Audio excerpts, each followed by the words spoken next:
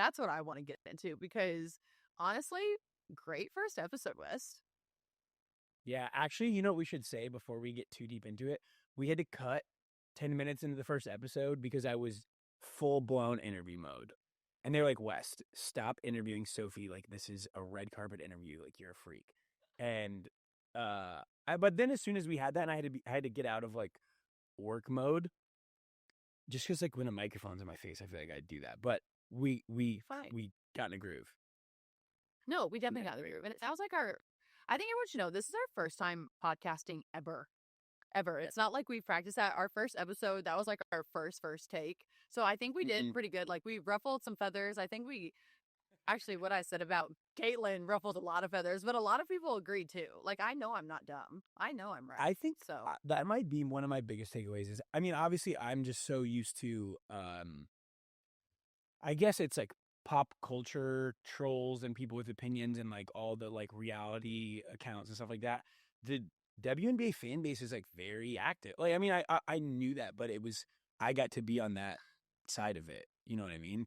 Dude, and they will love you, but they will also beat you down in a. Of course. And that's why you just can't care. You just have to be you. You have to be you. Yep. And that's why I am. Have you felt like, at least on social, the amount that people care has significantly grown since like the Caitlin Angel Reese emergent, like from your first 2 years to like say the last 2 years? Like you feel like there's a lot more discourse online, or does it feel the same? No, you know what? To be honest, I think overall, I think that we've always had fans that deeply care and have been there from the very get-go. I just think now we have the platform that not only highlights us as players, but highlights our fan base, highlights our league. And so you're seeing everything that's always been there. So to me, it's no different. Like we've always playing in Phoenix when you have Diana Taurasi and Brittany Griner, our stadiums were always completely packed because of them. And so now you come here, which is like times a million. But like for me, this is really nothing new.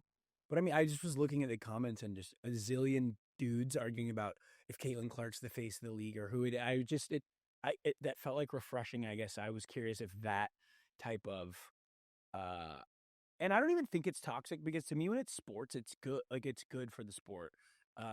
Yes, people arguing who's the best and list like it'll never end. But I just mean seeing so many.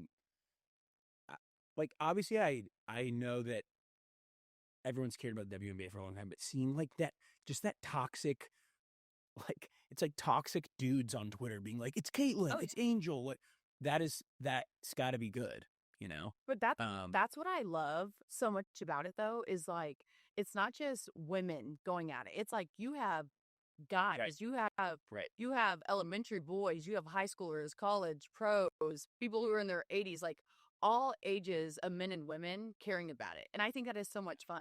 Like, it's sports. That's why everyone loves it. But dude, I really was looking at some of our comments and there was a lot. Like a lot of people had a lot to say, which I love. Did anyone in the locker room say anything to you? So I like to hype people up. Like I'm all about empowering other people because I just think that's what we should do as humanity. And so actually our podcast came out last week. AB, which is Aaliyah Boston on our team, she had a podcast that came out last week. And then also Sydney Colson, who is like hands down the funniest human you will ever meet in your entire life. They just came out with a podcast. So like my team is freaking rocking on all levels and I'm just like so proud. So if you haven't gone and like listened to them, you need to go listen to them. Everyone has listened to mine. And they're like, oh gosh, they're like, get your popcorn and get going because I feel like Sydney's is like way just like funny and she talks about the W and stuff too, but hers is just like funny stuff. AB's is like more serious and like wholesome and pure, like totally AB. And then everyone just has no idea what's going to come out of my mouth and neither do I. Yeah. And so that's why I love it. I was going to say if anyone's going to be not surprised though, it's got to be people who are with you every single day. Oh, 1,000% because like they know what we talk about in the locker room. And so they're like, yeah. And like, I'll protect my teammate and I'll protect all that, but like, it's also me. So, you know, you never know when I'm going to be feeling a little spicy. That is quite the truth.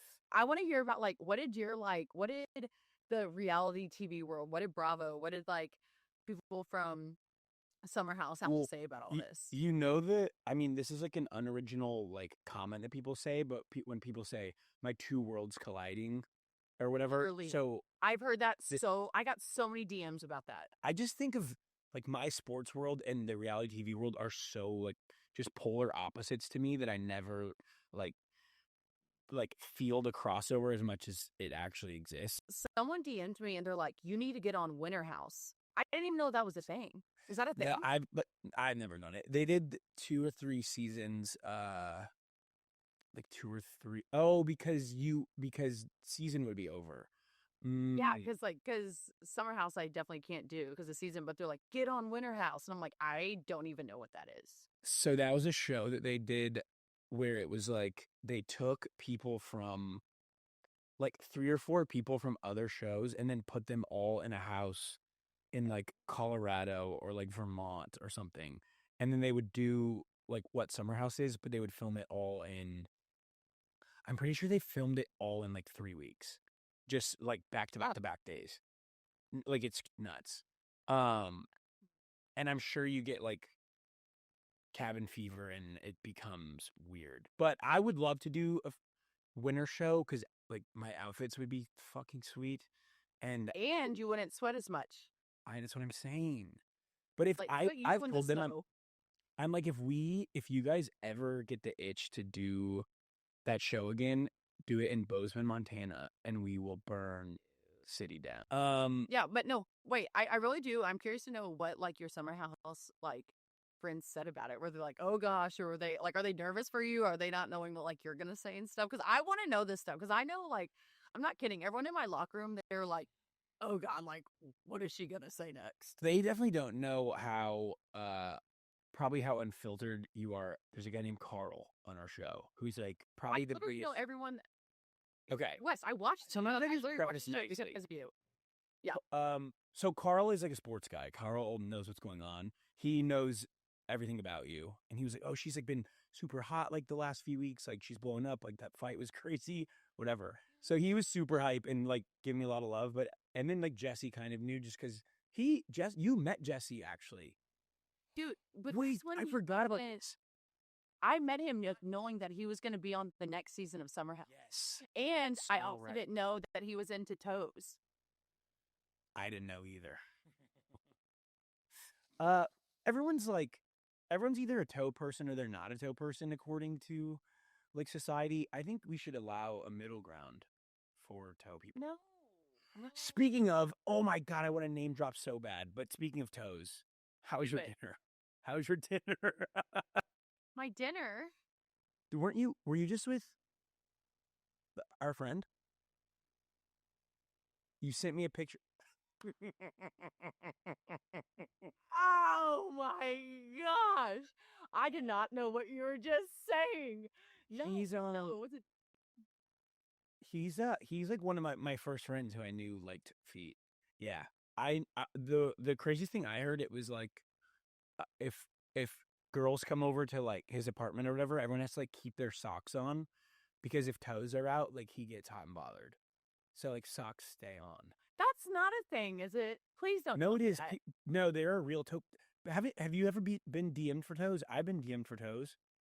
Dude, I get DM'd for my toes all the time, but I'm just saying, like, if you actually saw my toes, you would not be asking. And when people ask for foot pics, you know so badly that I'm gonna like get one of my guy friends and have them take like a gnarly picture of their feet and then Yeah, send that. like hairy and busted. There's a website called celebfootfinder.com. Actually, someone told me Why about do this you know this?